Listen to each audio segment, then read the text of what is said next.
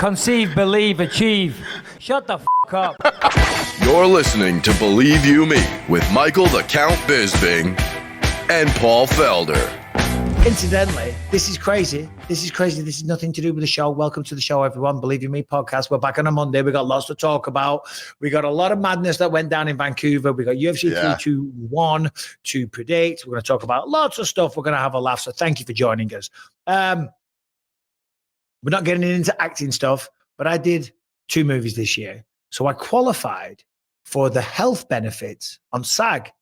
Now, nice. I pay $4,000 a month for my health insurance. Yeah. For me and the family of 5.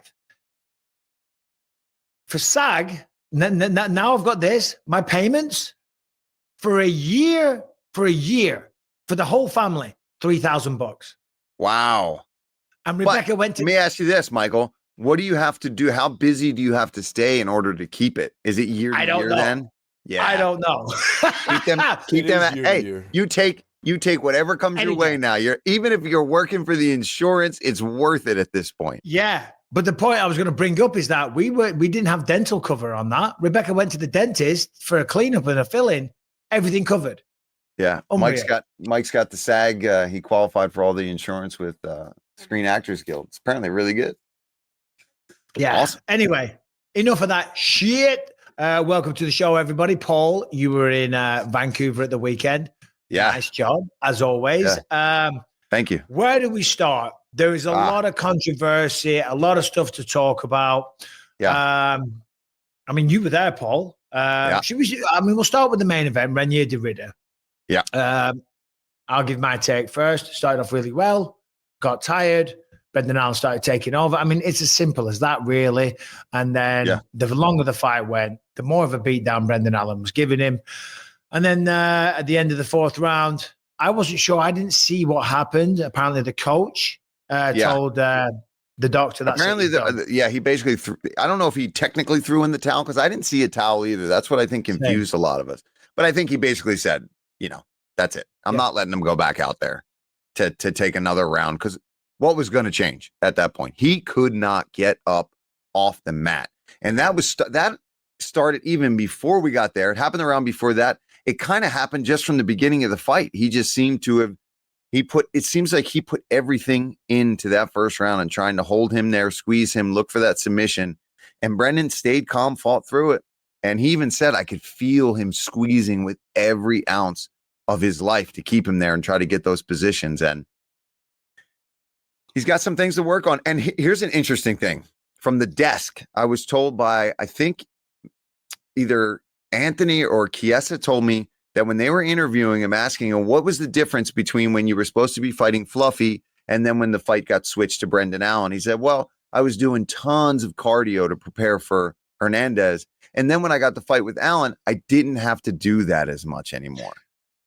That's crazy. That if we can ever find that clip, that's going to bite him in the ass to say that. Now, I don't know if he said it to them personally or if it was on the air, but bro, why would you ever stop? And Chiesa said the same thing me and you, Michael, say all the time. There's one thing in mixed martial arts that you can absolutely control, and that is your gas tank and your preparation. That's it. Well, that's going to bite him in the ass for good. And he's going to learn a very, very valuable lesson the hard way. And until you learn those lessons the hard way about cardio, you don't understand what a big factor it is. Now, a lot of people might look at de Ridder and say that he quit on the stool or whatever, or his coach quit for him. And it's not a good look when you're that big of a name, when you're the main event and you get tired. You shouldn't do that. However, he's going to learn the hard way. I actually have a lot of respect for his coach. Because a lot of coaches, they won't do that. They want them to go out there. They don't. I say a lot of coaches. I shouldn't say a lot of coaches. Some coaches, it's more about them than what it is about the fighter. And I'm not giving any examples. A lot of people, they live vicariously through their fighters and they want their name as a coach, their ego attached to it. And if they become the champion, I'm the guy that coaches all these guys. On this occasion, de Ridder's coach was like, you know what? Nah, you're done. All that's going to happen is you're going to get the shit kicked out of you for another 5 minutes. And who knows? Maybe you take finished or maybe take a beating so bad you never mentally recover from it. So fair play to his coach there. Well done to Brendan Allen, man, because it was a tricky first round. I thought Brendan would lose that fight. I predicted him to lose. Proved me wrong. Proved a lot of people wrong. I thought Brendan, I thought he was great. Stayed calm under pressure. He was in good shape, even though he took it short notice. Crazy. Which is crazy. He's gone 5 rounds with Robert Whittaker. It's not like he has a bad gas tank. No. And granted, he was getting tired in that Whittaker fight. So was Rob, but it was a pretty crazy pace. Whereas this took place 99% in your wheelhouse, in your department, that you want this fight to be. You want it to be on the ground. And he gassed out. And, big credit to Brendan.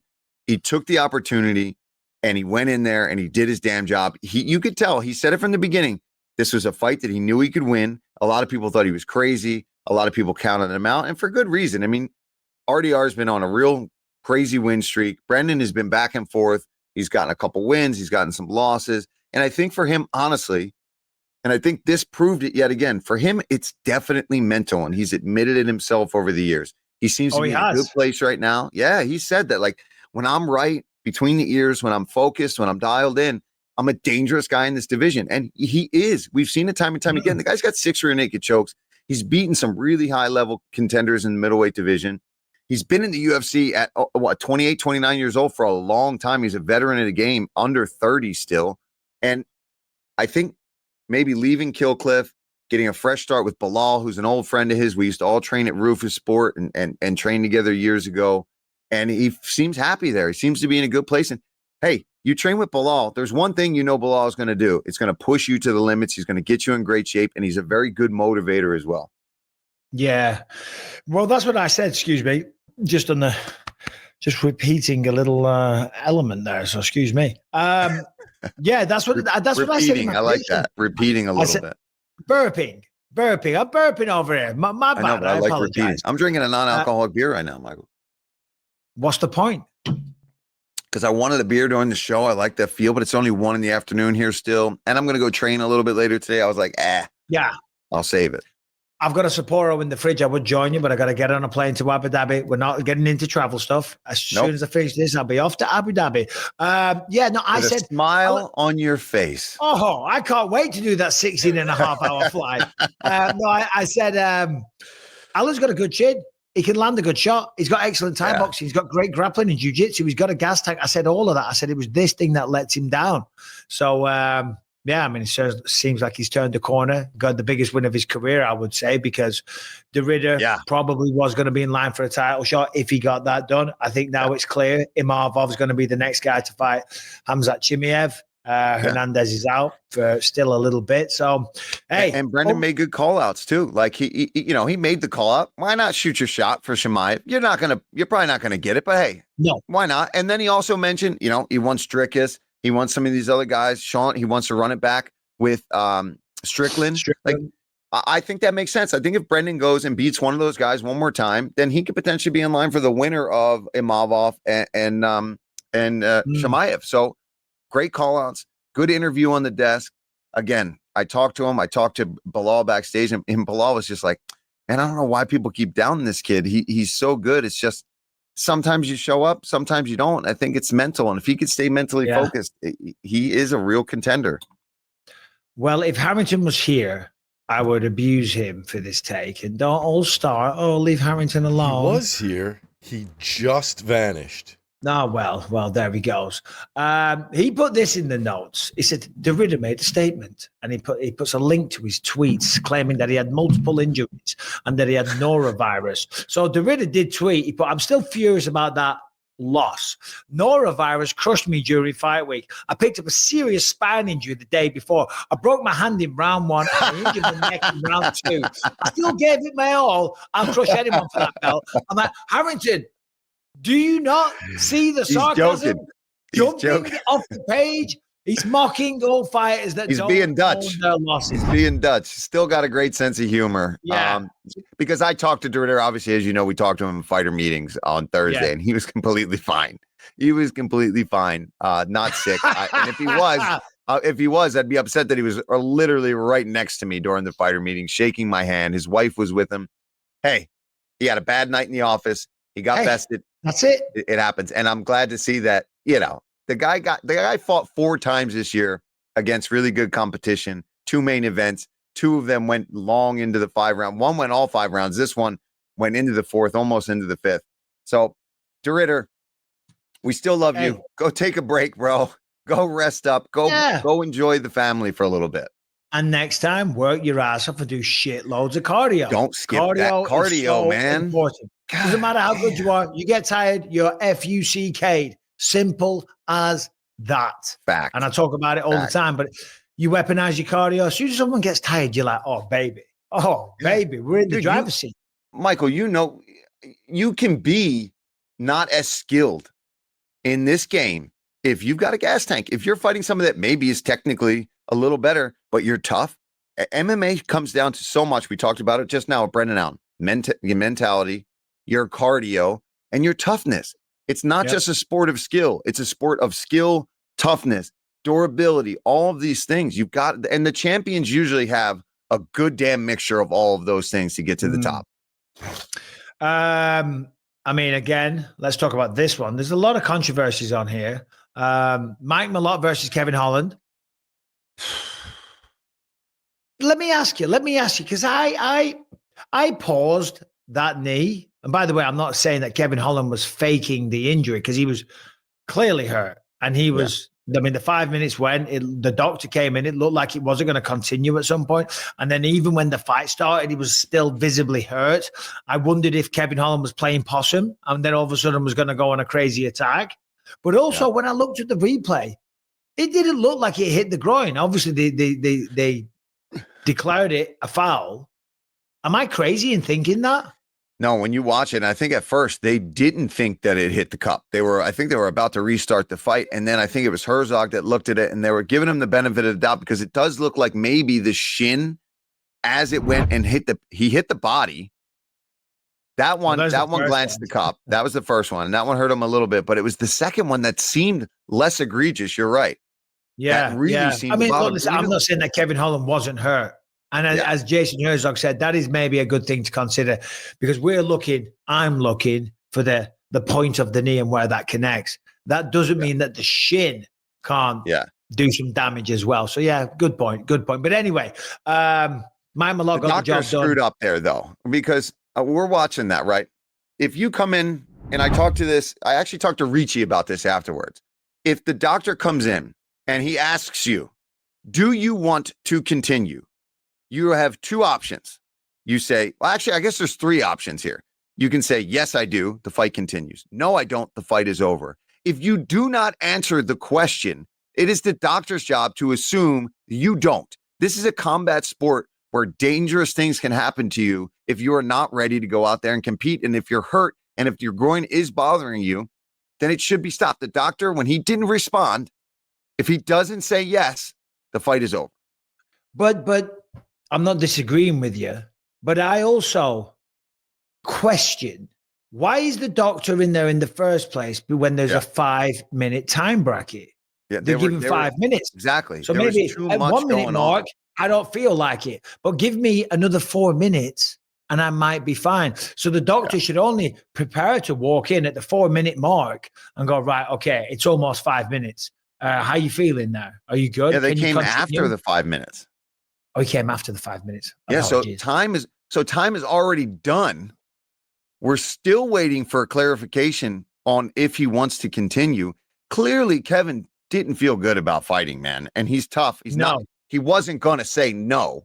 But even in his corner, they're asking him, are you good? He's like, my nuts hurt, man. Like, he was adamant that he was in pain. That's one of the worst ones I've ever seen. Because as you say, Kevin Holland's not a bitch. He's not that guy. No. You know what I mean? He's a real fighter.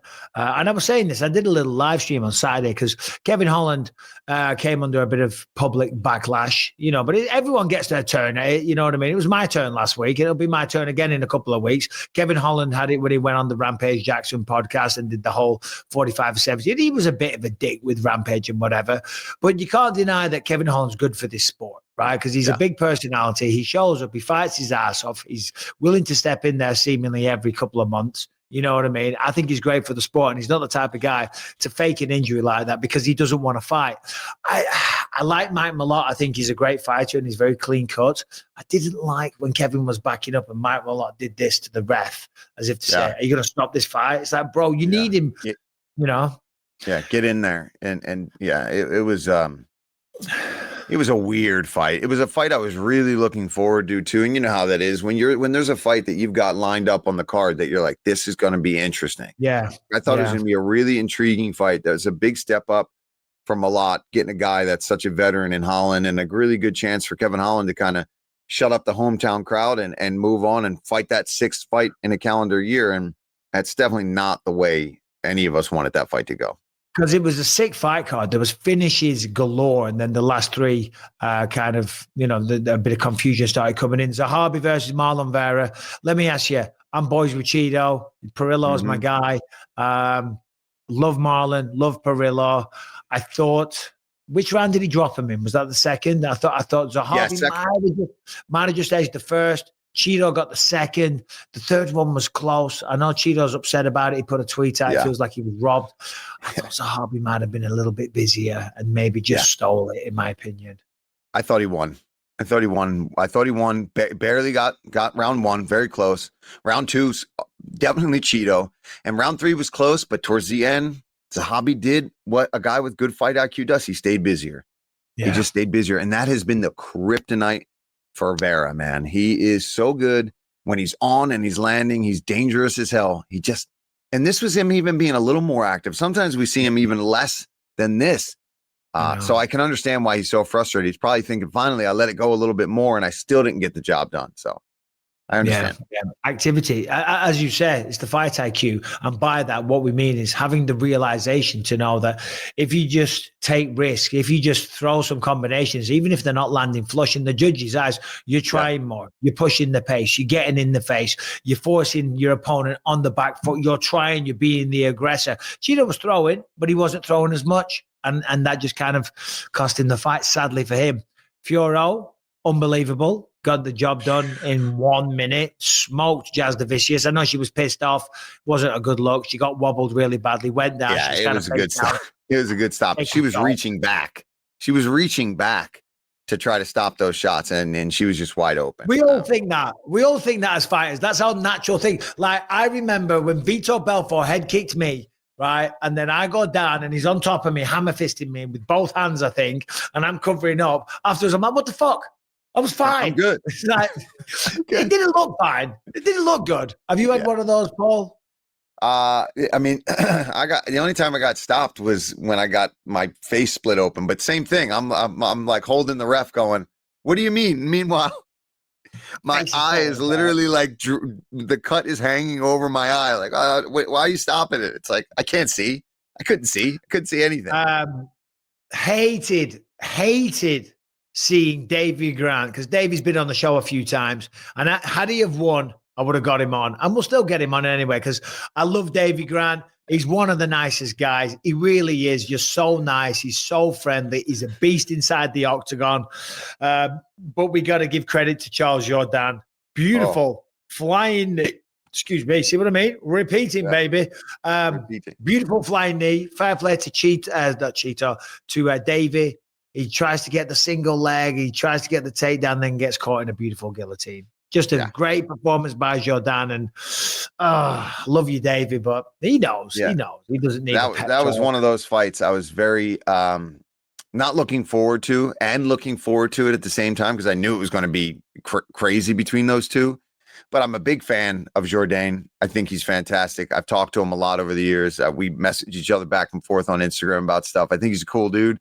And I love Davy Grant with all of my MMA heart, right? You can't not love that guy. I talked to him all week in the, leading up to it in the hotel, and just a big smile on his face. And he put a picture out on his socials of him getting kneed in the face with a funny song playing. I think it was the song from, oh my God.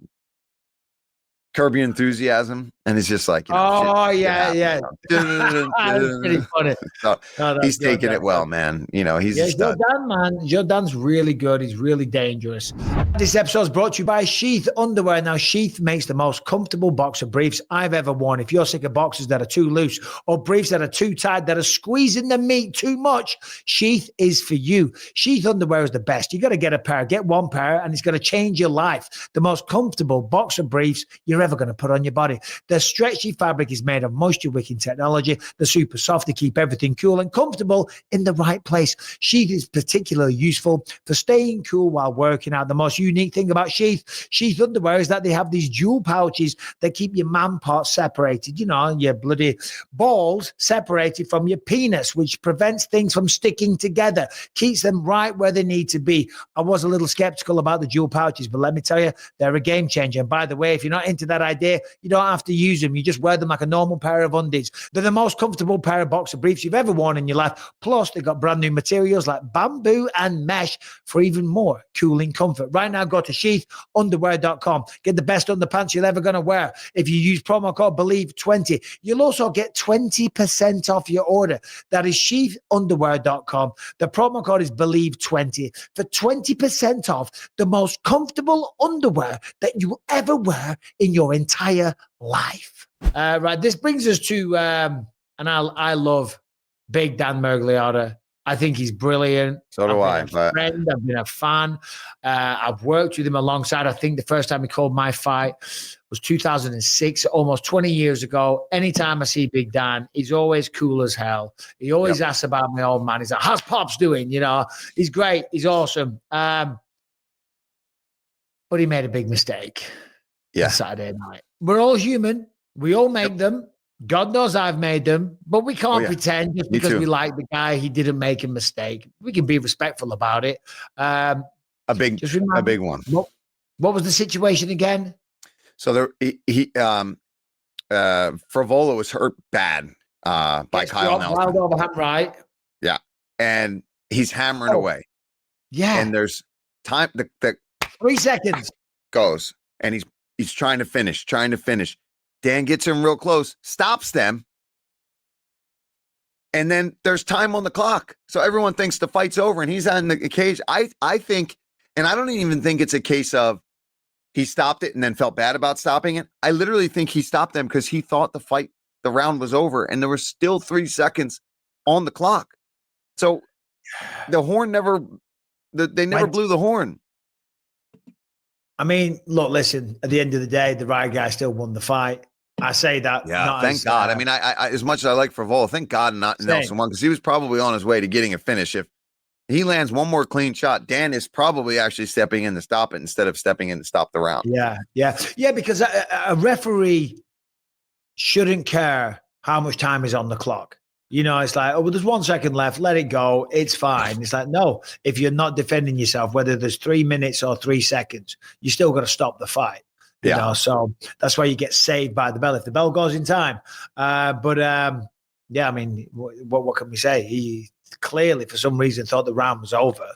He was also, I believe, the referee. He didn't wait, did he?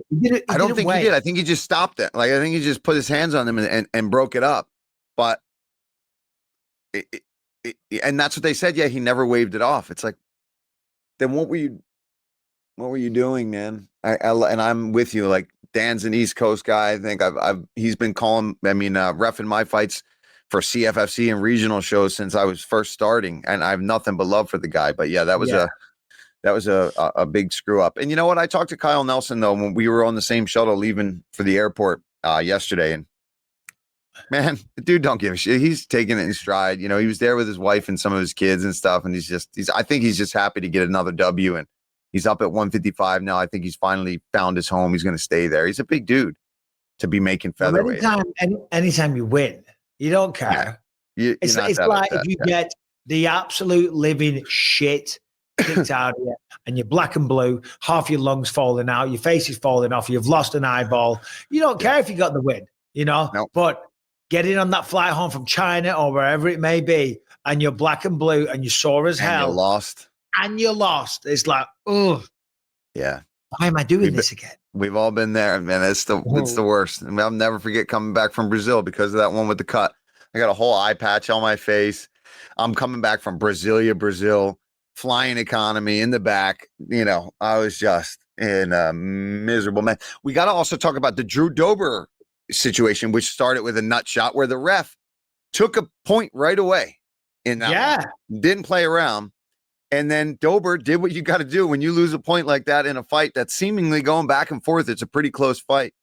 I feel bad for what's his name? Prepelic. Because God, dude, you get kicked in, you get blasted in the balls. You get the point though. You know, your opponent's deducted a point, and then you just get finished like that from Dober. So Dober now has the most finishes in the lightweight division, I believe. I think it's 10. You know, he's crazy. Dober's that guy. You know, he's a lot of fun and fair play. That's what you see. This is what we talk about when we're commentating, and that right there. If you get a point taken off in I'll call it a close fight, however you were scoring it, you get a point taken off in the third round. You got to have a sense of urgency. You got to go for it. You can't push someone up against the fence and look for a takedown and start pummeling up against it. It's like, no, now it's time.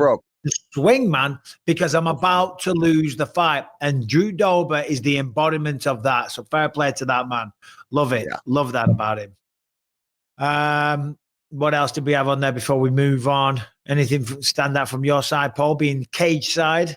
I mean, you know, the Canadian crowds always, they were hilarious. You know, it's obviously a big hockey town, a country that loves hockey. We're in a hockey arena there. And anytime Dan Murgliata got back into that cage throughout the rest of the night, bro, boo, they're booing him the whole time. They're chanting, fuck the ref, or the ref sucks. You gotta love when you get engagement like that with the crowd. And, you know, that's one of those places when we go and visit. I enjoy taking a little bit of time with those fans. They're also respectful as Canadians. They love the sport. They know everybody. Brendan couldn't go anywhere, dude. Even Brendan, the play-by-play guy, getting picked up, pictures everywhere, signing stuff. You know, Brendan was loving that because Brendan deserves the credit. He does. It was nice, man. It was nice. I was even taking some pictures of him with the fans and stuff, and they're like, "Paul, sorry to ask." I'm like, "No way, I don't care. I want to give him his shine." Yeah, it was a good weekend, man. Because obviously John Anik is John Anik, and you know everyone calls him the GOAT. Brendan is so immersed in this sport, and he loves it so much. And he does a great job. I think he's got a tremendous voice for it, and he respects the sport and the fighters and the process and everything. So he kind of flies under the radar. Pardon me. So I'm glad. Yeah. I'm glad he was getting the love. And the Canadians, you're right. I'll never forget. I think it was 2008 or something. I had some appearance to do in Canada. First time I went to Toronto, and I remember just walking down the street, and this is 2007. And I'm walking down the street, and it's, what's that square called? There's a square in Toronto. I forget what it's called. Anyway, and I'm getting stopped like every 3 seconds. And I was only like pretty early into my UFC career. I was like, oh shit, I'm never leaving Canada. They love me over here. They know MMA, man. They do. They love a good fight. It was a great weekend. And I found a really badass like Muay Thai gym, man. They took me in. They gave me tons of pad work for nothing. I got them tickets. I got some of those guys tickets. Got to spar with a Glory Thai kickboxing champion. This guy Petch. I can't say his full Thai name. Other than, the news that we got this week, everything was really smooth out there. It was a good time. It was a good time. Yeah. So talking about Thai boxing or kickboxing and the news that you mentioned there, obviously talking about, and I'll let you speak because you know him far better than I do, but Duke Roufus, obviously, main guy over at Rufus Sports. It was Friday night, and John Brannigan, who's my editor on the YouTube channel that I do, he sends me a tweet via WhatsApp, and I was standing in the garden. Rebecca and I were going out for dinner, and I just stood there, and she was like, "What's up?" And I was like, "Fuck!" I couldn't believe it. I was just in absolute shock. I didn't know him tremendously well, but being around the UFC, obviously our paths have crossed many times, a good few times at the hotel bar afterwards. You know how it is at the hotel bar after a fight, everyone's grabbing a drink and talking about the evening. And I've spent a few nights with Duke just having a laugh, having a few beers, shooting the shit. And I thought he was awesome. Clearly, tremendous coach. People like you, Tyrone Woodley, the Pettis brothers, Ben Askren. I mean, I'm sure the list goes on. You said Brendan Allen. I'm sure there's another 50 or so. But Paul, I mean, you knew him far, far closer, more intimately than me. I mean, that must have been a shock. Yeah, I was not ready to get that. Jared Gordon texted me. I just got back from training. I was just literally talking about him. Maybe 45 minutes before I got the news, I was saying how me and Duke used to do the most epic pad workouts. We did it every night. I was telling them every training day ended with me working one-on-one with Duke on the Thai pads and just getting after it. And he's like, "Have you heard about Duke?" And I was like, "No."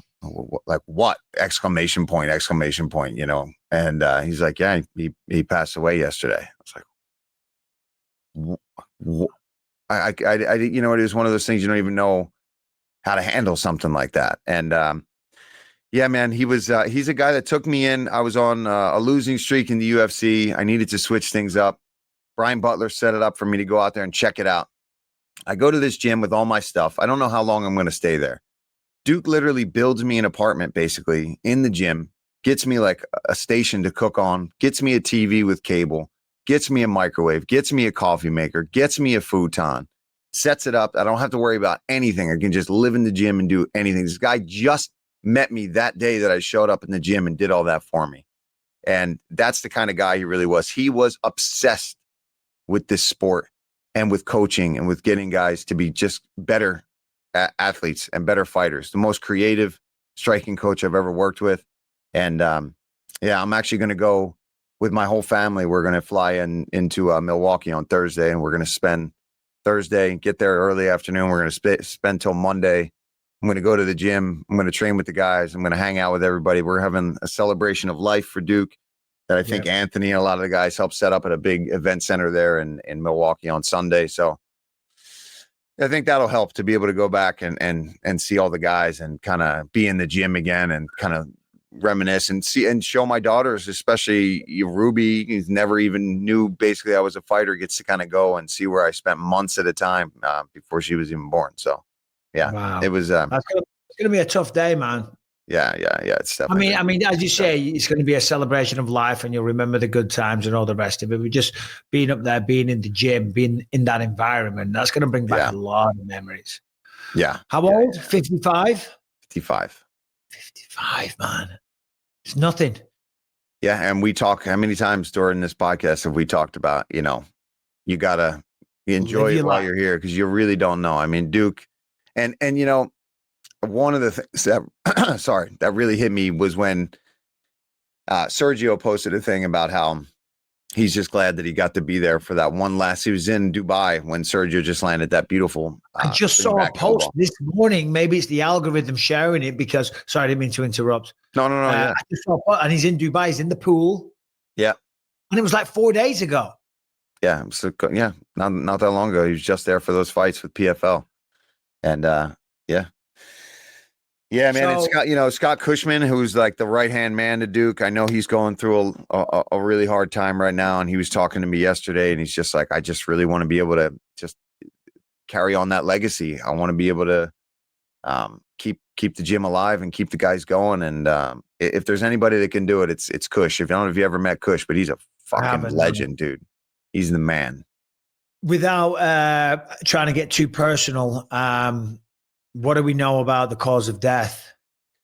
So they're going to do an autopsy, but from everything, him passing away in his sleep, I'm guessing it had to be a heart attack. I know that he's had some, I don't know the extent, some health issues, maybe some heart problems over the years, maybe some medications and blood pressure and stuff like that. But I don't think anybody was expecting that. You know what I mean? He wasn't doing anything shady or taking it, you know what I mean? He was just still coaching, living his life. And from everybody that I talked to, he was in a really good place. Snorting loads of cococaine and then taking loads of Xanax to get to sleep. No, Duke's drinking red wine and maybe a gummy. You know what I mean? He's that kind of guy. He's not out trying to do anything crazy like that. Yeah, but you know what I mean? Like typically when people pass away in their sleep, oftentimes that's what a lot of people go to. Like, oh, he must have been doing some hard drugs and then taking sleepers. So yeah, good to know. It wasn't anything like that. So just some hard drugs. Wow, man. I'm assuming again. I don't know. They're going to do an autopsy and figure everything out. But still, yeah, it's just, and it was in his sleep because that's where they found them in his apartment. His car was there. They were just not hearing from him. So I think they were just basically doing a wellness check to see what's going on. Because that's just unlike Duke, right? I mean, it was a weekday. There's training. There's guys he's going to be working with. There's just team practices that I'm sure he'd be at. And did he have kids? I think he had a daughter. He has a daughter, yeah. And from what I saw, she was, I don't know, she's about 11 or something, right? Yeah, I think she's 11, 12. I think she's like a preteen going into becoming a teenager. When I was there, she was, still a really young girl, but I think she's a little bit older than my oldest. So, yeah, that would make sense. Geez, poor girl, losing your father. Yeah, man, that's like when we talked about it on the broadcast. It's just that's what I was saying. It's like, for all of us that love him as a coach and everything like that, it's one thing. But, she lost her dad. Shit. Well, here's to you, coach. Yeah, man. Jesus Christ. To Duke Roufus, my God. Well, no one wants to hear us going on, and we got to move on. We're going to put a bright smile on. Yeah, of course. We're not forgetting about him. Harrington's not here, or is he here? Has he sneaked back into the fold at all? No, he just sent me a text message. Looks like his computer is down. Oh, right. Okay. We said a couple of weeks ago we weren't going to talk about politics and stuff like that. And we're not talking about politics. But this is insane, right? We know all about it because it's all over the news. If you have social media, maybe your algorithm's a little different to mine because I'm British. English. I saw it. No, but like the digital ID stuff, right? Which is going around and everyone's going crazy about that. And it's wild, but I don't want to get arrested next time I go to England, so we'll leave that there. But I don't give a shit, right? They're now putting on food CO2 allowances. So I saw, look at that. That is a chicken and salad sandwich, and that represents 8.1% of your daily carbon allowance. Number one, it's a chicken salad sandwich. It's a chicken salad sandwich. What is going on? It's not like he's having bloody, I don't know what. It's a chicken salad sandwich on brown bread. You're going to eat the bugs and you're going to like it, Michael. Yeah. Jesus Christ. So, obviously, what happens when you get to 100%? You stop eating. You got to move on to bug protein. You got to have plant-based protein by Bill Gates and BlackRock and all those dickheads, or you got to pay a fee. And then when you know, is that what they're doing? Well, I don't know, but think about it. Or when you got to go on holiday, sorry, you've reached your carbon allowance. You've reached your limit. This sounds like a movie. Unfortunately, to extend your limit, I don't know if this is, but it wouldn't surprise me, because what if you say, I've got to go, it's a funeral. Well, okay, there's an extra charge of X amount of dollars or pounds, should I say. This is crazy. Brian, you got to jump on. I'm sure you've got to take about this, but Orwellian, dystopian, controlling, digital IDs, it's all linked. It's insane. This is wild. The fact that they've just rolled that out, and apparently they're rolling out a bunch of other new builds all at the same time, so that the kind of, some of them are flying under the radar. Do you know what I mean? Because they're all coming at once. This is insane. So you can sell your carbon credits. So this is going to be some sort of weird dystopian economic fucking bullshit that's going on right here, because poor people are going to sell their carbon credits to rich people. This is going to cause like a genetic divide in the population. There's going to be people that Where are you seeing that, Brian? Where are you seeing that? I just Googled, can you sell your carbon credits in the UK? And it's coming up. A couple of things are coming up. Sell your carbon credits. Yes, you can sell your carbon credits in the UK through private negotiation with buyers. So, like, this is going to become, there's going to be a gigantic genetic divide soon in the UK. There's going to be people who are going to be, like, skinny bones and, like, small. And then there's going to be the people who can buy carbon credits who are full-size humans. So, hold on. Who determines what your carbon credit is for the day, or what your allowance is. Because I've noticed this, because I use Google Flights a lot of the time. Anytime we have to travel the UFC, I always go to and check out flights and see if there's a better option or whatever. And if me and Beck, we're trying to go back, see my mum at Christmas, I'm looking at flights, I'm like, oh, they're a bit expensive. But when you click on one, on Google Flights, and this kind of came in recently, I'm looking at it here. This one here, Lufthansa, LAX to London, 14% emissions.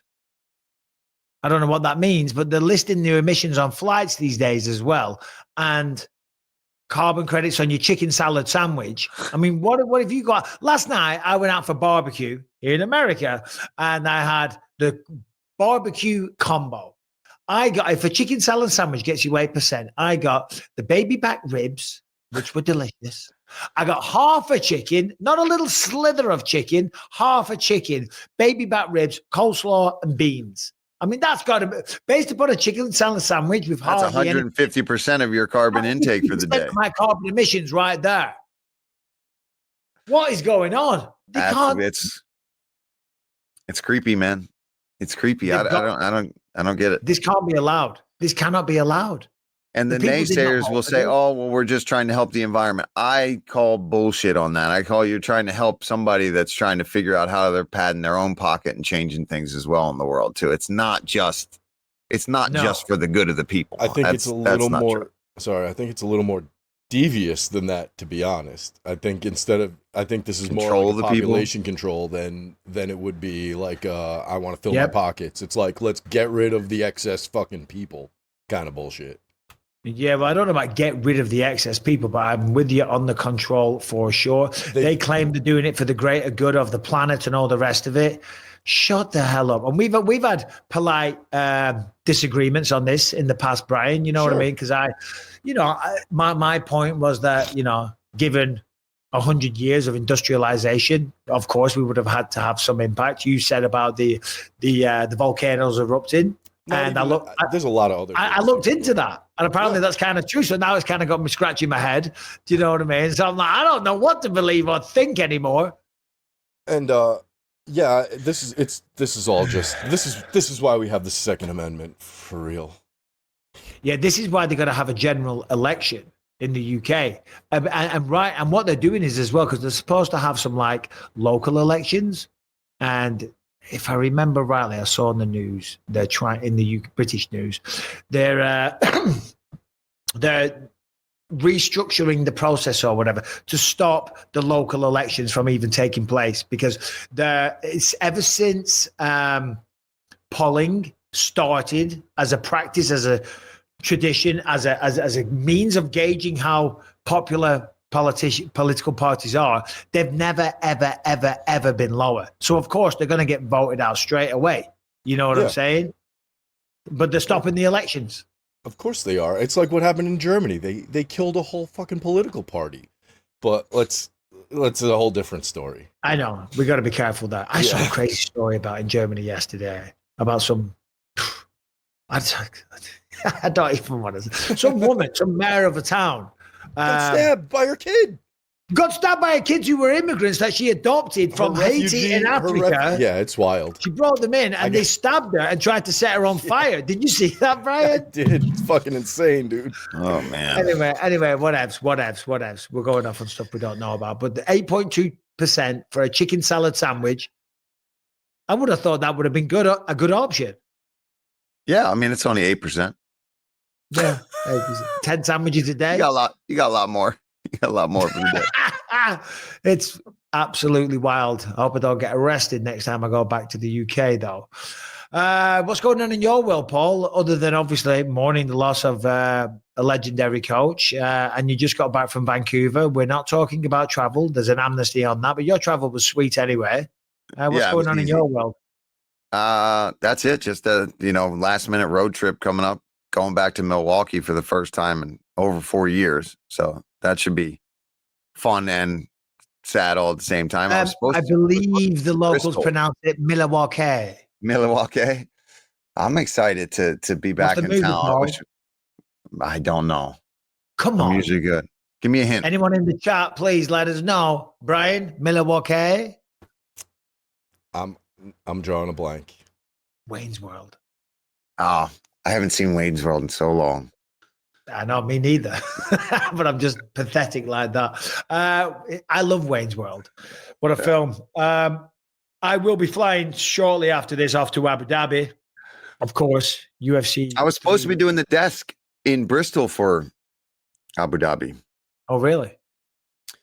But I talked to Glenn and I talked to Zach, and I was like, I really feel like I got to go to this thing instead. And they were all, super supportive. But yeah, it sucks. I was supposed to go to work this weekend, and I've never been there. I've never been to Bristol to the ESPN headquarters to do the desk. Have you been there? I've been there not to do the desk. I've been there when I've done the rounds promoting a fight. When I fought George St. Pierre, we went to Bristol, Connecticut. And we went to Bristol, Connecticut for something else that I was involved in years ago. Not that, though. But real quick, before we move on, actually. So Khamzat Chimaev is the champion. Renier de Ridder was in the short, he was on the short list for a belt, for a title shot. Obviously, that's out the window now. Imavov, is that the guy you think? It's got to be, right? I think so. I mean, he's been on the cusp of being the guy for a long time, and then he just went and took out Bahayo in fashion, looked good. I think it's the move, especially now that this fight wasn't de Ridder and Fluffy, who I think people were arguing maybe they can skip the line. I think Brendan put himself into a phenomenal position, but I don't think it puts him, just with a couple win streak. You're not going to jump the line over Imavov, who's beaten you before. So, but I think he's a fight or so away. If he can beat another contender, I think he's right there in the mix. But yeah, Imavov, in my opinion, is the guy.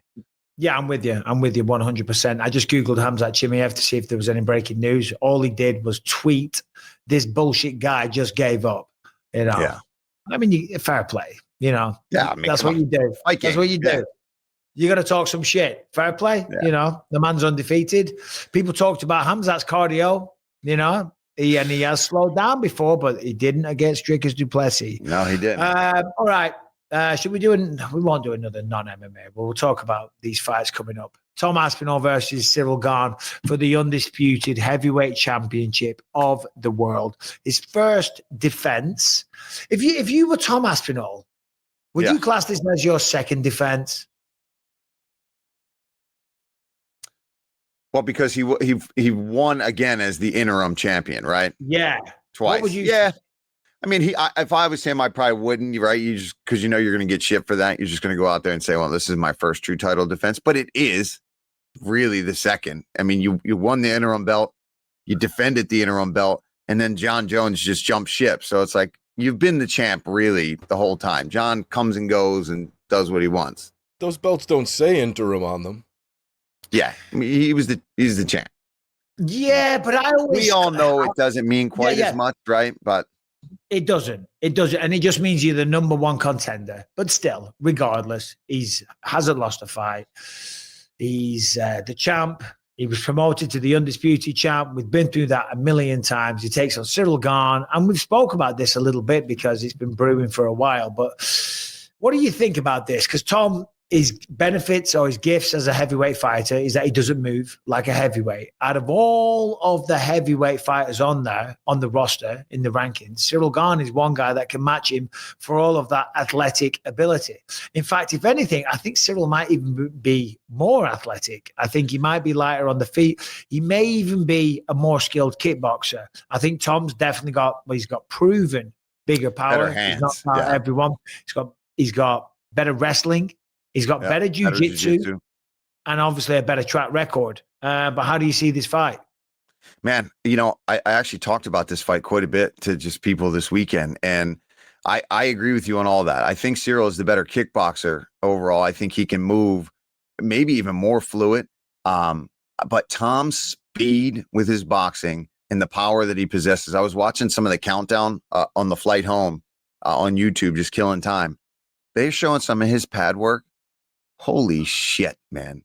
When he's ripping combos on the pads, Tom is unreal. It's like watching a welterweight crack pads, the way he moves. Yeah. But I do think this fight could be real interesting if Ciryl Gane can keep this fight for extended periods of time on the feet. If I'm giving my pick, I'm still going with Tom Aspinall to get the dub. But I do think that there is a world where if they stay on the feet, Ciryl Gane, especially if it drags on and gets into deeper water, we haven't seen that.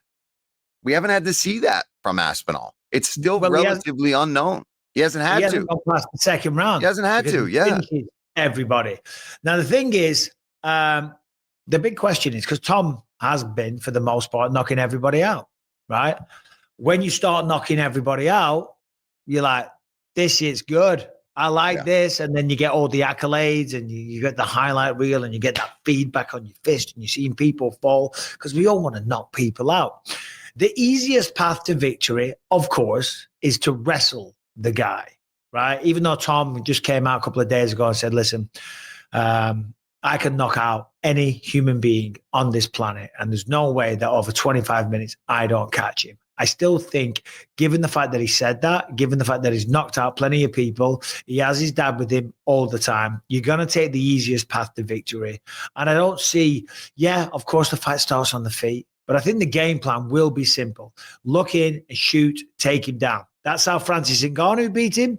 That's how John Jones beat him in quick fashion, beat him in 2 minutes and 4 seconds. That's going to be the path to victory. Tom has come in. I forget what it was. What did he say he was recently on his body, his fat percentage? Like his weight? Oh, I don't know. He looks lean. He looks good.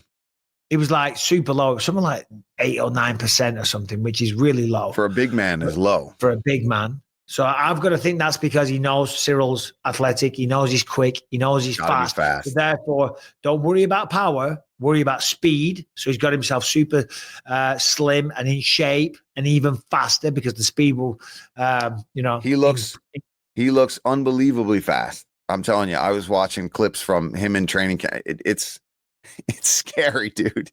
It's scary seeing him. And obviously watching the training that Cyryl's doing. He's doing a lot of wrestling. He's going to be in phenomenal shape. And again, those fights are a while ago when he lost to Jones, when he lost to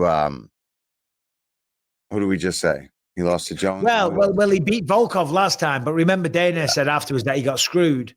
But whatever, it doesn't matter. He lost to Ngannou and he lost to Jones. That's right. The Jones fight was March 2023.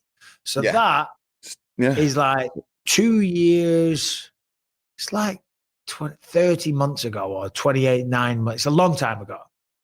And if I'm Ciryl Gane, there's no way I haven't just been working on takedown defense constantly. That you've got the striking part. Maybe you're not like you can't be knocked out. It's not like you can't lose, but you've got that down. You need to work on defending takedowns and getting back to your feet. I spoke to DC this morning. DC gave me a phone call, and DC said that Fernando Lopez, his coach, said, well, he's not a very good wrestler, so why are we going to waste time working on wrestling? Now, I don't know if DC was messing around, but he said that's what his coach said. He said, why are we going to work on wrestling? He's never going to be the best wrestler, so we're going to focus on what he's good at. What he should be doing is send him to Dagestan 2 or 3 years, forget. Yeah, forget. Right? Yeah. You got to be able to stop those takedowns, bro. There's another soundbite that if he gets taken down and dominated throughout this fight or finished with wrestling and then submissions, you just said it yourself. I get what you mean, right, Fernand? I get what you mean, that you don't want to just dwell completely on where you're not good. You always want to be sharpening up your skills, but you got to be working at least on, scrambling back up to your feet, getting back up. It's going to happen if you're not. Even if you are working it every day, there's a damn good chance you're going to end up getting taken down anyway. You might throw a head kick and fall and Tom jumps on you. If you haven't been working on getting back up, it's MMA. There's banana peels all over that octagon. You fall all the time. He didn't say that he hasn't been working on that, but he said the focus is not becoming a very good wrestler because he's never going to be. Okay. Another thing, and I'm not knocking Ciryl for this, is that he's been acting in movies and doing stuff like that, and I was doing the same thing. So as I say, it's certainly not an insult or kind of a pessimistic point that I'm bringing up. Far from it. But whereas on the flip side, Tom is just obsessed with this game. You know what I mean? There was zero distractions. And I think that does play in a little part as well. I think we both have, there's no point even asking, I think we both have Tom winning this. I think he wins it. I think he gets the finish. The question is, if we look at the UFC rankings, is Tom Aspinall at this point a top 5 heavyweight great? Because I think when we talk about best heavyweights on the planet, obviously, best heavyweights in history, we'll go with UFC. I mean, obviously, there's Fedor Emelianenko. There's Cain Velasquez. We got to give Stipe his credit because he defended the belt 3 times. Randy DC. Couture. Daniel Cormier, for sure, even though he did most of his work at light heavyweight, that was only because of Cain Velasquez. He was a Strikeforce champion, beat tons of great fights. Frank Mir, Josh Barnett, lots of we got Nogueira brothers or Minotauro Nogueira for sure. Josh Barnett himself, Randy Couture back in the day. Yeah. Yeah. I wouldn't say Tom's top 5 all time now, but he definitely has the ability to be in short order. There's too many dudes with too much of a pedigree ahead of him. Yeah. I think the problem is as well, and this is, I'm not taking a dump all over the heavyweight division. I think it's the level of competition. When you look back at some of the names that we just said, the heavyweight division was on fire. But I was talking to DC the other day as well, and he said this. He said, yeah, that's true, Mike. He said, but the way that Tom is dispatching of these opponents, you know what I mean? Like, who was his last fight? It was Tom's last fight. Was it Curtis Blades? Curtis Blades and Pavlovich before that, right? Yeah, Pavlovich was good. Sergey Pavlovich, Marcin Tybura, Volkov, Spivak, Alan Bordeaux, Orlovsky. It's the way that he beats them. They're not like legendary names. Don't get me wrong. Pavlovich was the man at the time when he knocked him out. But it's the way that he's beating them. Knocking out Pavlovich in 1 minute, 9 seconds. You know what I'm saying? So I think with a win here over Ciryl Gane, and another 1 or 2, and then he's already equaled Stipe. So I think he's definitely got the ability to be one of the best ever. Skill wise, I mean, if he continues to just win fights, he can easily become the best to ever do it. I mean, he has got the ability, he's got the age, and again, the finishing ability. Dude, the way he fights, I'm telling you, just watching him train and watching him spar and the guys he's sparring with, he is doing all the right things. He has the right bodies around him. He's a heavyweight that has true heavyweight sparring partners around him constantly. Guys are flocking to go and train with Aspinall because they know that's where the big guys are. That's where they can go and get real rounds with real big 205, big heavyweight bodies. I mean, that's what you need to be the best, is be under the sense of real danger when you're training. If you're training with middleweights all the time and you're a heavyweight and then you get in there with somebody like Ciryl Gane and you get punched in the face, you're like, well, that's different from training. Yeah, no, because I remember a while ago when he trained with Darren Till at Calbon, it was called the gym. And he was kind of upset. He was kind of pissed off because he had no heavyweights. He had no one to train with. He was even contemplating coming out here for a while. I was going to let him stay at my house and he was going to look at some gyms. And then obviously he left that gym in Liverpool and him and his dad started their own place. And now it's just full of killers. They got the Ante Delaya from Croatia that just had a big win. Modestas Bukowskis is up there. What's the Rico Verhoeven was out there. But what's his name? God, he's a mate of mine. Big heavyweight. He fights in KSW. Phil DeFries. He's an absolute monster. He's up there. There's loads of them. Yeah. You see pictures of him. There's like 20. And even back in the day when the gym just started, remember, Paul, remember when we would call Tom's fights in London? And like outside the fighter meetings, did you ever see like this gang of just like 6 or 7 monsters? Yeah, you're just walking around with massive goon-looking dudes with you the whole time. That's what you need, though. That's what he needs to be. And it shows. And now you're at this level. You're the champion. And I don't know. I think he's got the ability to become. But Ciryl Gane's got such an opportunity to shut all this hype down. It scares me for Tom a little bit. There's so much hype. I think everyone's kind of expecting such greatness out of Tom. I think he can still do it. And obviously, again, we're picking him, but I always get nervous for those fights when you really think, okay, this is the opportunity for a guy that we all kind of respect and like and have loved his journey so far. And you're like, oh, God. Not that I love Ciryl Gane too. I have nothing against Cyryl's him. awesome. Cyryl's a really, really, really nice guy. We shot a movie together, and he was great. He's got a good sense of humor. He's a gentleman. He's a beast inside the octagon. I got to go to his after party the one time when we were in Paris. Oh yeah, that's right, in Paris. He throws a hell of an after party, man. Yeah, that was wild, man. That was a lot of fun. That was a lot of fun. Did you punch the punching bag machine? No, I'm not punching him. There's all those big guys around. I'm just going to look like a little punk. So we're in Paris, and the hotel where we stay at, there's like an escalator that goes down to a whole gigantic area. And Ciryl had a DJ down there. There was food down there. There was a dance floor. There was one of those punching things that you hit at the carnival that gives the scoring thing. So anyway, I had a few drinks, so I'm in there. Tom's hitting it. Cyryl's hitting it. I'm hitting it. You know what I mean? I'm like, let me go again. Let me go again. It must be broken. It must be broken. Yes, this is not accurate. The only people that have beaten Ciryl, though, are John Jones and Francis Ngannou.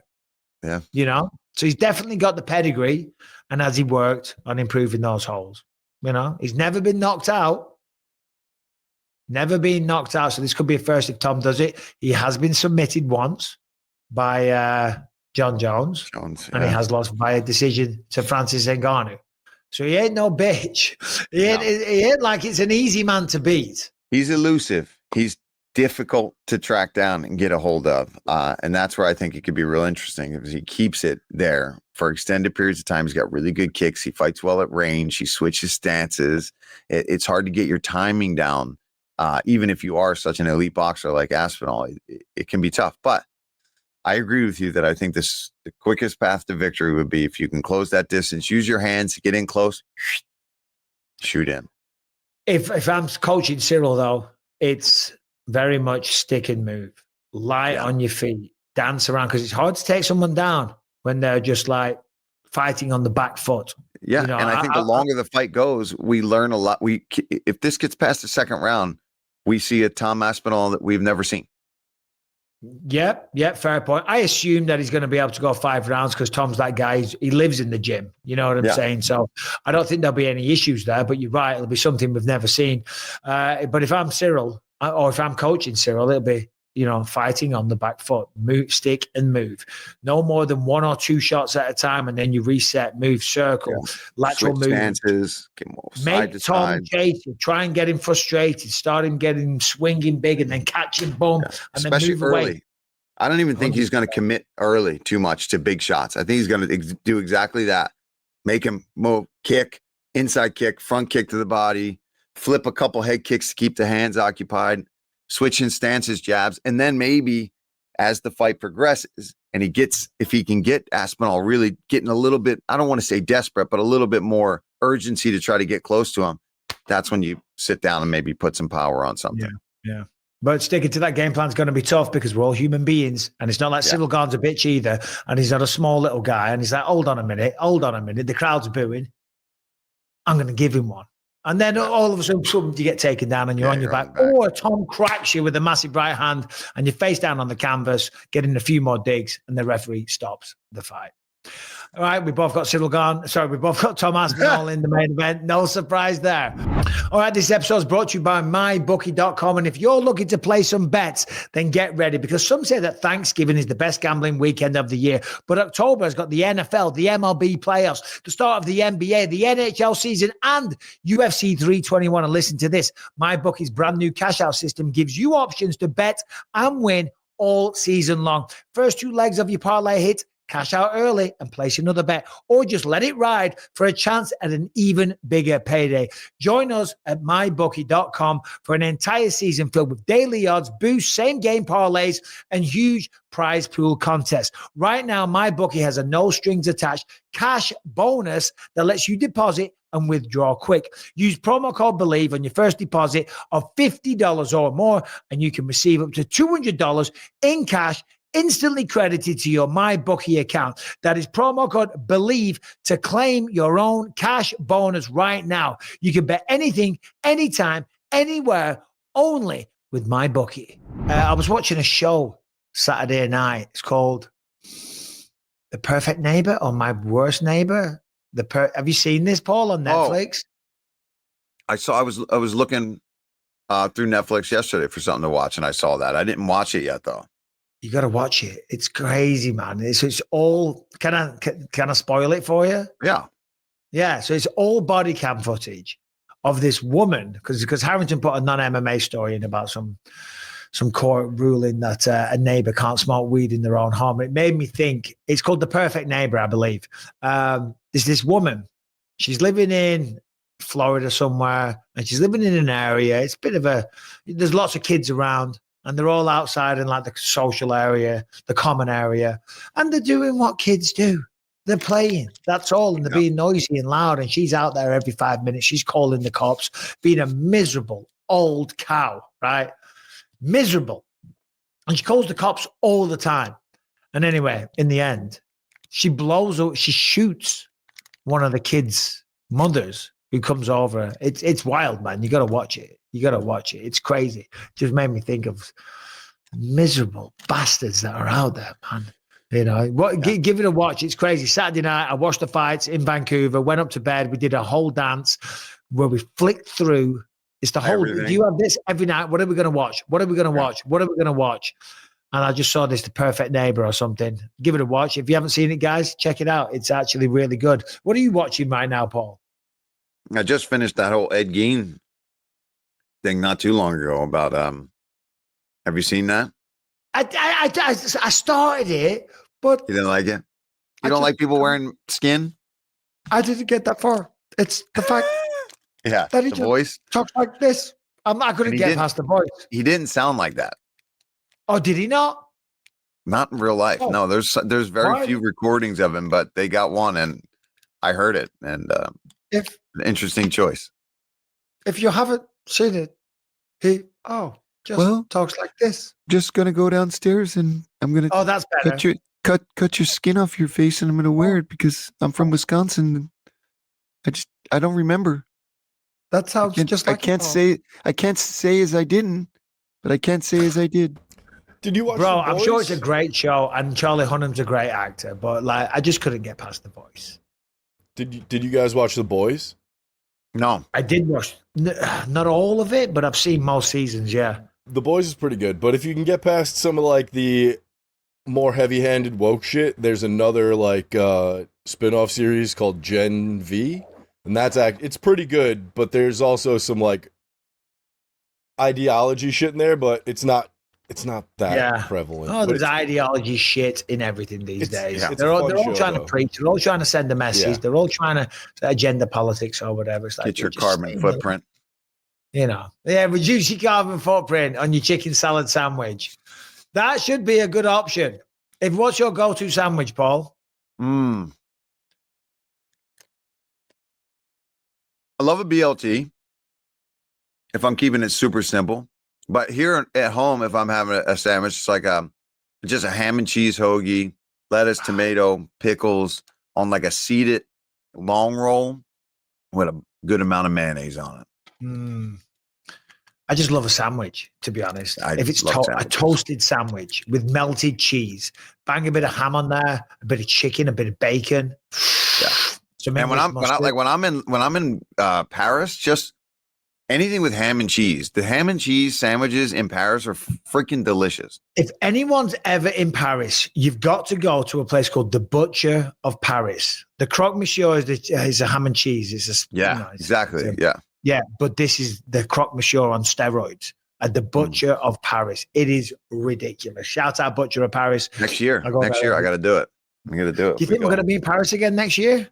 I hope so. I mean, I don't see why not, right? I mean, it's selling out, and the crowd is crazy every single time. And there's quite a few French stars, and I think they're trying to build even more. So, I mean, I don't see why not. It depends on the city, I guess, right? The tourism of it, because that's really what it comes down to. On everyone's like, why don't we go here or there? It's depending on the deals that they work out with the UFC. That's all it is. It's not that they don't want to go to that city. It's same with Philadelphia. It's like, why don't we ever go to Philly? It's like, because they can't ever work. They're not playing ball here in Philly. Whatever's going on with our tourism board or our stadiums aren't willing to give money or to make it easy. So Yeah, it's much more complicated. All right, women's strawweight title, Mackenzie Dern taking on. Let's just give a few predictions here. Virna Jandiroba. They fought before. I think it was 5 years ago, 2020. Mackenzie Dern won then. I think Jandiroba, she's a little bit older. Mackenzie Dern, I think she becomes the champion. I think Jason Perillo has yet another champion to add to his resume. Jandiroba's tough though, but she's a submission specialist. Yeah. I don't think she submits Mackenzie Dern. Mackenzie Dern working with Perillo. The hands are getting better all the time. Mackenzie Dern will be the new strawweight champion of the world come Sunday morning. Yeah, I agree with you there. I just think that her path to victory of getting Mackenzie Dern down and submitting her, I think, is not bloody likely. So I'm going to go. Not bloody likely, Governor. Not bloody likely. No, Mackenzie Dern. No. And she's looked good. I think she is improving that striking.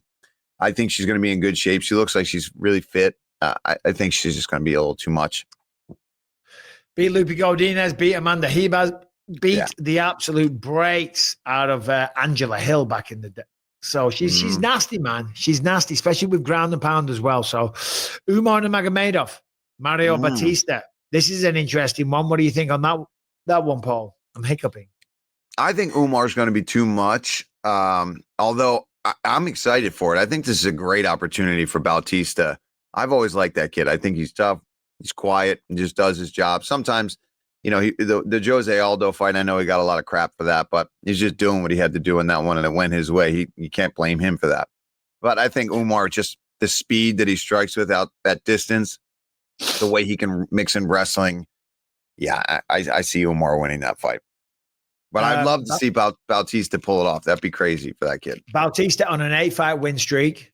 Yeah. Probably the most underrated guy on the roster. Gets no attention.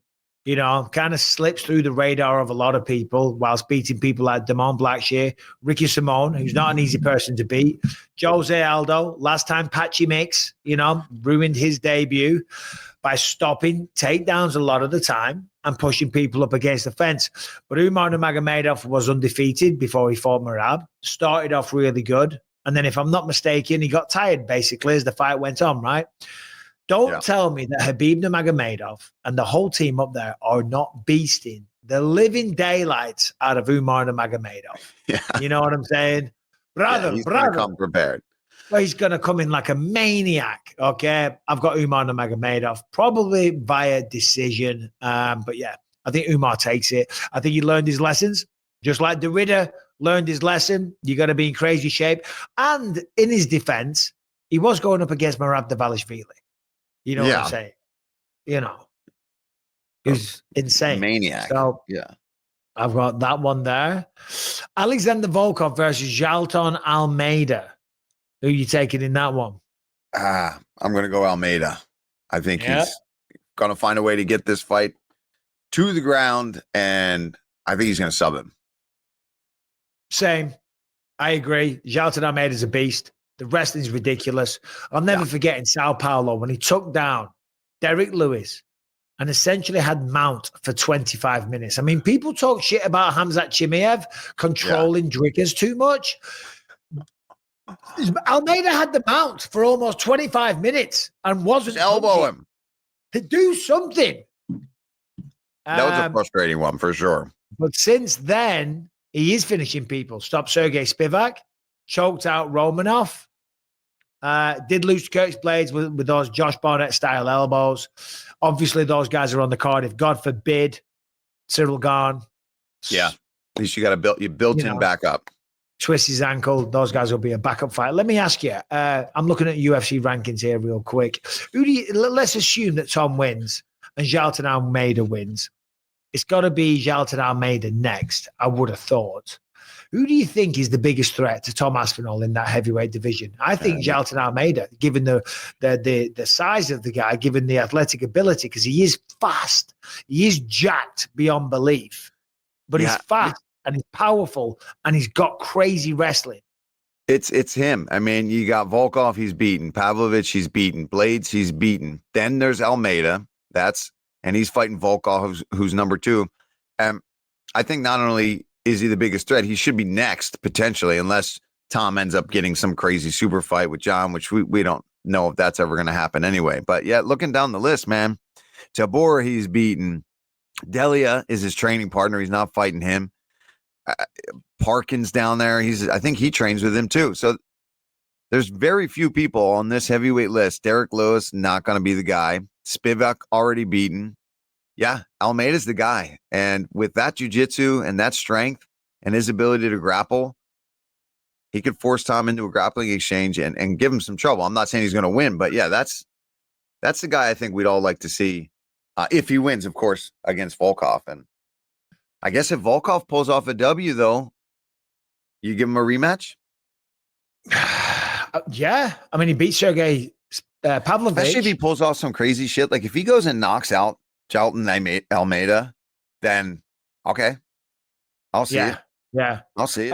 Obviously, we can't talk about this, about Tom without Pereira, because Pereira is the champion again. Pereira's talking about going up to heavyweight.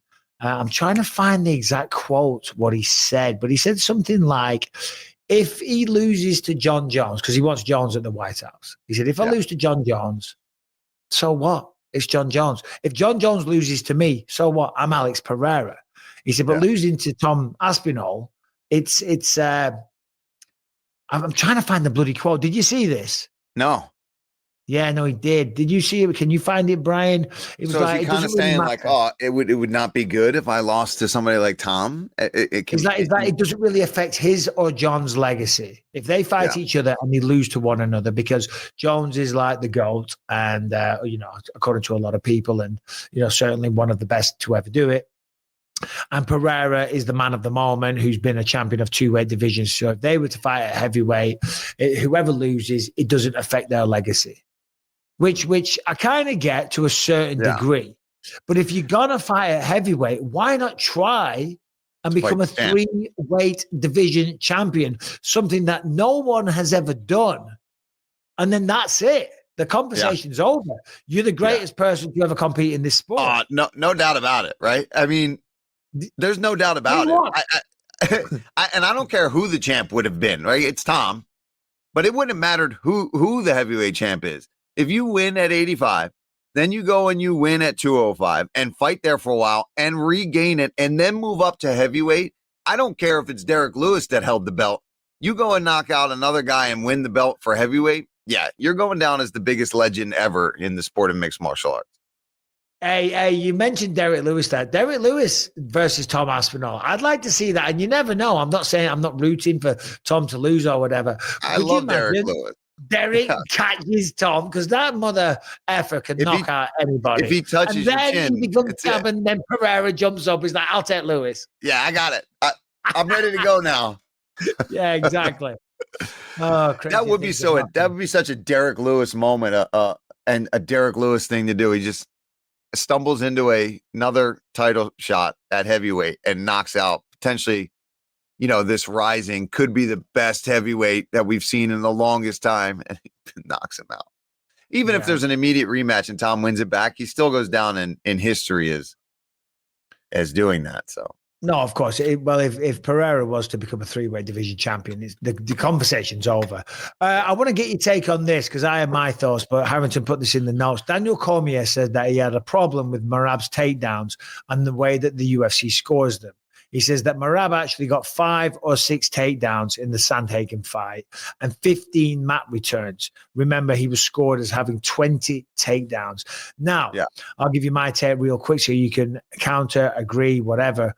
I'm certainly never going to question Daniel Cormier's authority on wrestling, right? I just don't know the sport nowhere near as Daniel Cormier.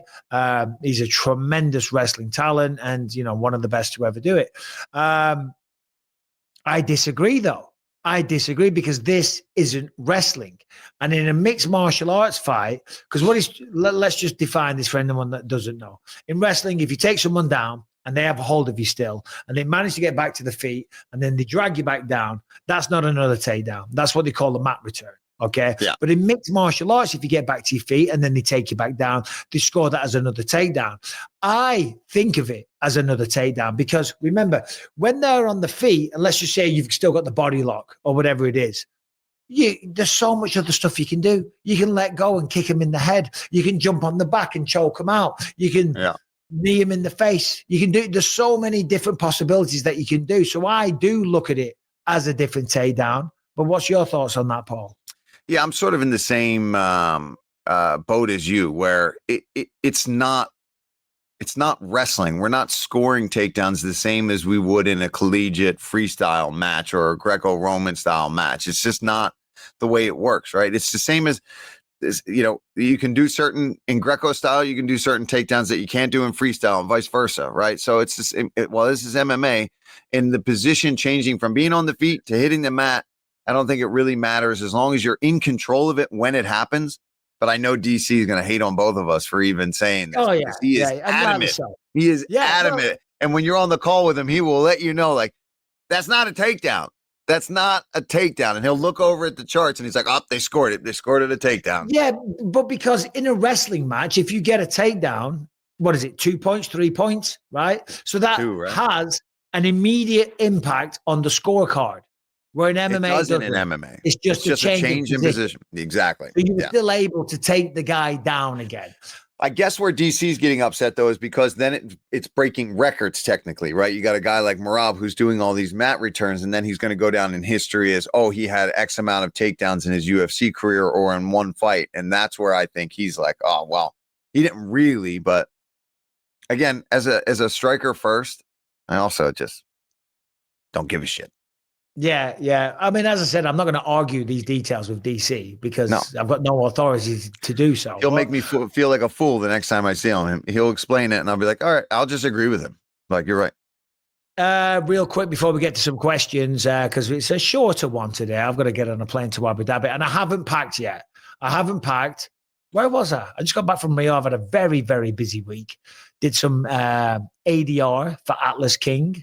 So I was up in LA. I saw that. Yeah, I saw some bro, never mind that part. There's parts of the film that I've seen.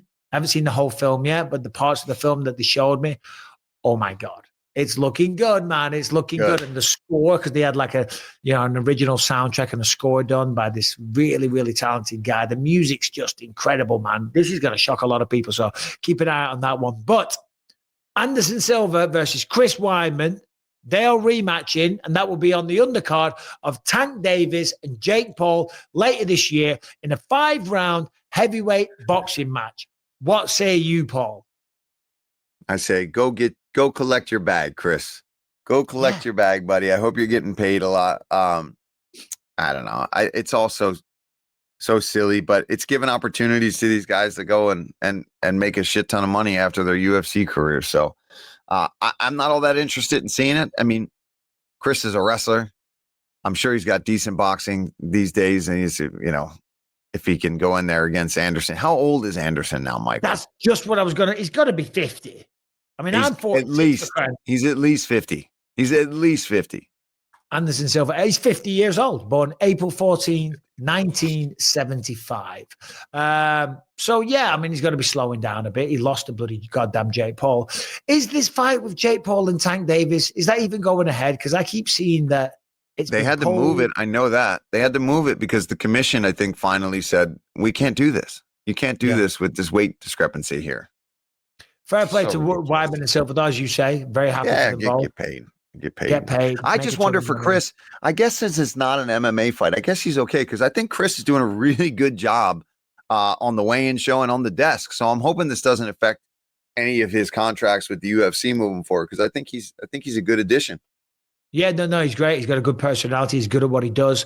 But yeah, why not? Why not? I mean, we were talking about this recently. I'd take a boxing match. It's way less wear and tear on the body. You know what I mean? It's like, and that's not disrespectful to boxing because obviously boxing is a tough sport. It's a really tough, it's a real especially sport. If you're not fighting high level other boxers. Do you know what I mean? Like it'd be one like thing taking on another MMA guy.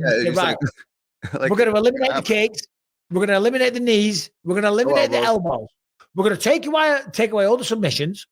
You're not going to be able to pick your opponent up and slam him on the head. Yeah. All we're going to do is throw hands. He's like, sweet, that's weight. It's just easier to train for more than anything, right? Because you just get in shape, do your strength and conditioning, your cardio, and hit pads and spar a little bit. It's definitely much easier to prepare for. Frankie Edgar talked about that when he was talking about getting ready for even the bare knuckle. He's like, this is so much easier on me. I'm not wrestling. I'm not grinding. I'm just staying in really good shape, lifting weights, running, and then hitting pads and doing some boxing.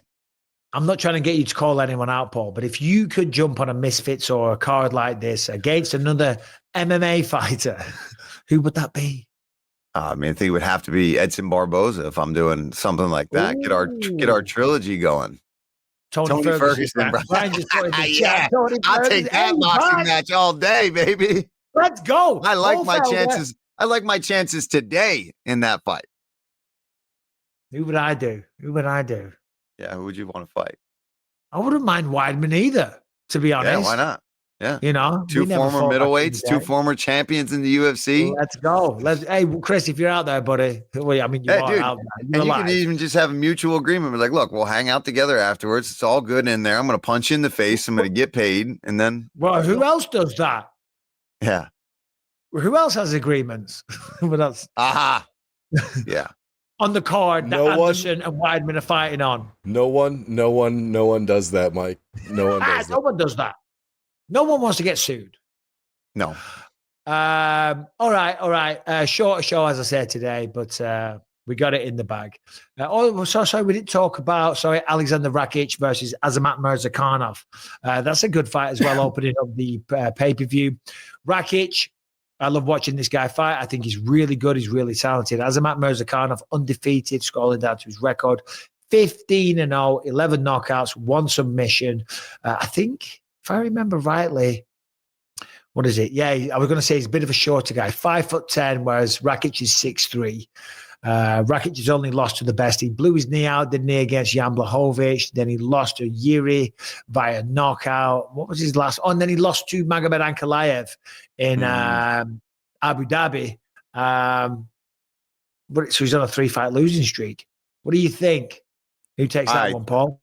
I like Azamat. I think he's just got a special touch in those hands. I think he's going to find that chin of Rakic, and I like Rakic as well. I've had some good talks with that guy over the years. He's a sound dude, but I think Murzakonov's going to get it done. Especially when you factor in that he's beating tall kickboxers like Dustin Jacoby as well. Yeah, he's used to it. He's used to it. He's used to being a shorter guy. Yeah. All right, so we're going to do some questions now. If you have a question, please send it into bympod@gmail.com. If you're watching this video and you haven't liked the video, then what the hell are you doing? Like the video. If you want to subscribe and ring the bell, feel free. If you want to leave a comment and help the algorithm out, go for it. And if you want to send a question, then please do it and send it into bympod@gmail.com. Boom. Brian. And if you want to hang out with me and Harrington for the fights in Discord, join the channel, become a member. It's only 99 cents. So that's the troll tax. What is that, Paul? Do it. What? Do it. Do it. Do it. Do it. Do it. Do it. Don't be going all Anthony Smith on us. Not getting movie references. I know. I'm slacking these days. That's Starsky and Hutch, right? Yeah. Yeah. All right. Ben I know the Stiller. reference a lot more than the whole movie. So we only My headphones are dying. I hope they don't die on us. We'll be out of here in My just a neck's couple dying minutes. on me. I'm going to get on a 16-and-a-half-hour flight. This is going to be fun. What have we got, Brian? We only cover the most important questions here at BYM, and this one is from Bailey. All right, guys, it's Bailey here from Scotland. Been a big fan of the pod for years. Love it. So this is for all 4 of yous. What is your favourite film of all time? I'm glad we've got Felder on and not Anthony, because I'm pretty sure that guy's seen like 3 films in his life. But yeah, let me know. Love the pod. Keep it up, guys. Paul, favourite movie of all time? It's a tough one, isn't it? It's such a tough one, right? Because it really depends on just where you're at in your life. One of my favorite movies, though, of all time, and I've watched it, I don't even know how many times. And it's not uplifting movie by any stretch of the imagination. Schindler's List. Saving Private Ryan, I think I'll never forget, because it's just a movie that affected me. When I first saw it, I remember thinking, I cannot believe, that men were able to go through that and knowing that you could be just walking onto that beach of Normandy, facing almost certain death from those bunkers and stuff that were on the beach. So, and I think the acting is fantastic, and I think the story is really good, and it's directed really well. So I say I'm pretty safe to say that that's one of my new favorite movies of all time, though, is Once Upon a Time in Hollywood. I watch that if that's ever on. When I'm taking a flight, I watch that movie with DiCaprio and Brad Pitt. I think that's a fucking fantastic movie. Yeah, see, that's a funny one, because the first time I watched that, I was like, I wasn't into it. But now I think it's brilliant. And sometimes me and Rebecca stick that on. What's going on there? Baby in the background? Yeah. How old is she now? She's walking. Just over 2 months. Oh, that's quick. Yeah, let's have a look at her. Let's have a look, see how little Stella's getting on. I don't want her to cry, though. Don't cry.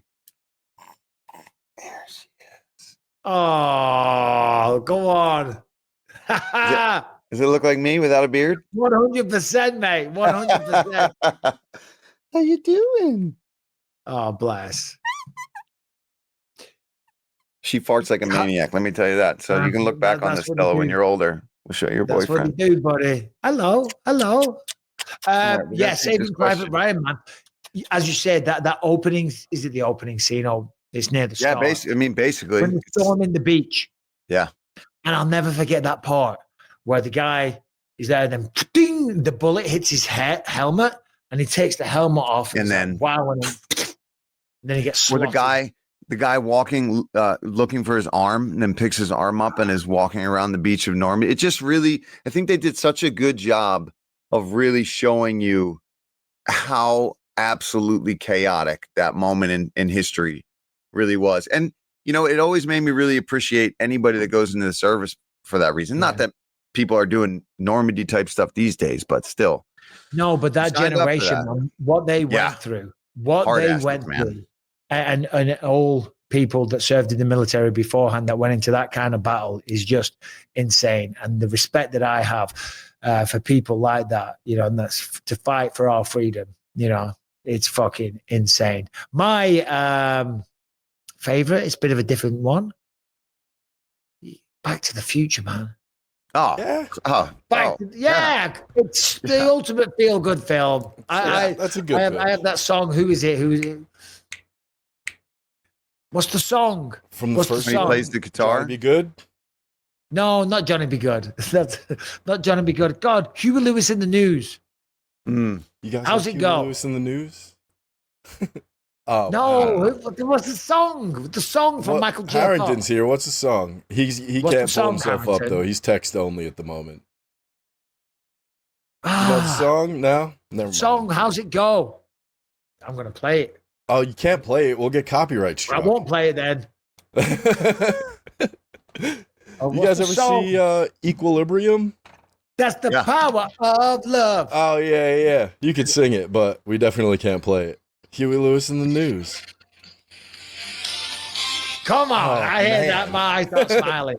I do. I put it on in the car, and Rebecca's like, turn this shit off. I'm like, no, I love this. I've got a question for you boys. Brian, I sent you an email. Before you bring it up on the show, went to an antiques fair with Rebecca yesterday because we collect antiques. And one of our prized possessions is this big moose head. It's carved wood, but the antlers on it are real. It's super old. It used to be owned by someone famous or whatever, some actor, I forget his name. We bought it from this antique store. It looks sick in the house. Friday, the cleaning lady knocks it off the wall. It's broken in bits. We're like, so we're going to get it repaired and stuff. And I felt really bad for the woman because she felt terrible. She didn't even take a fee. So I called her up and said, no, you need the money. So we Venmo'd her, but bless her, she felt so bad.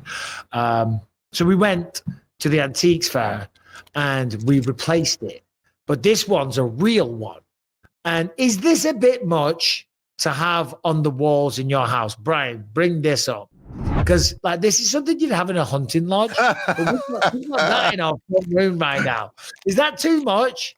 Is that a bit freaky? You have giant gold belts. You definitely can have a deer head on your wall. Yeah, that's true. Yeah, I agree. Yeah.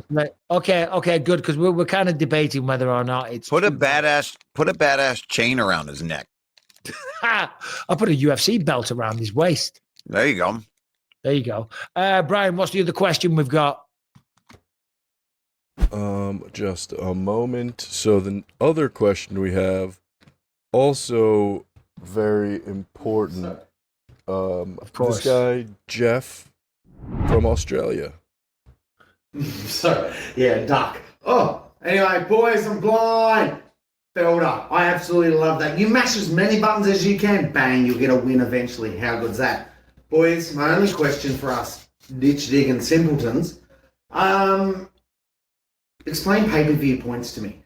Like, obviously we get it. Explain it to us. Give us a real world breakdown. Peace. Love it. Keep going. Boom. Well, he's had a few scoops. I'll allow you to explain it, Michael. He's on a good one. Fair play. I haven't dealt with pay-per-view points before. Well, they're hard to get. You got to be a champion. And then, so the way it works is if you sell 200,000 buys, and this isn't, I would say this is for most people. I'm sure there's outliers like Conor McGregor and people like that have different deal structures. But generally, I believe the way it was, and this is all going to change when it goes to Paramount, of course, next year, because pay-per-view essentially is going to be a thing of the past, although Dana said it's not dead. So maybe they're still going to do, some crazy events. Who knows? Maybe even the White House. I don't know. But like they're still going to reserve the right, I believe, from what I saw in that quote. But yeah, the first up to 200,000 buys, you get nothing. Then 200,000 to 300,000, I think you get $1. 300,000 to 400,000 buys, for those you get, I don't know. I can't remember. So don't quote me on this, all you outlets. It's like $1.50. 400,000 to 500,000 for those. You get $2 per buy. And then 500,000 to 750. It just goes up incrementally. And if you start getting to those like 750,000, where you're getting, 800,000, where you're getting like $3 or something a buy, you started making some real change. Thank you, George St. Pierre, because we did just shy of 1 million buys. So I love that little French bastard, even though he choked me out unconscious. God bless you, George. Let's go. That's it. That's the show. I got to go to the airport. I got to pack. What are you doing for the rest of the day? Might go work out, and then that's it. Hang out with the little ones. Yeah, well, you got your family around you. It's a beautiful day. I'm going to pack. I will see you next Monday. Yes. Are you around next Monday? Yes. I don't get back till Sunday. I'm gonna bring my stuff with me to Milwaukee. I'll be in Milwaukee. Oh, Milwaukee. Well, our flight's late. It's like 4:45 or something like that. So if we do we'll do an early Monday, one again? if we could do an early one, that would be good. Yeah, all right.